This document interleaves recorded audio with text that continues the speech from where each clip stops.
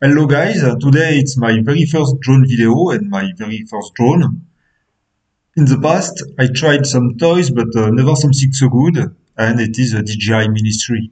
So why a Mini 3 and not something else?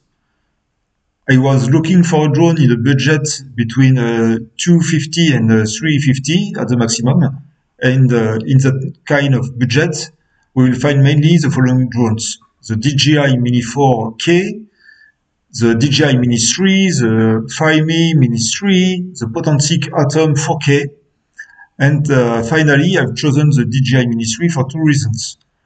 The first one, because the DJI Mini 3 offers the best image quality of the four and the best dynamic because of its bigger sensor. And the second, because it's a little bit bigger than the other, and so it will offer better stability and wind resistance. So now let's go for the unboxing and the first start.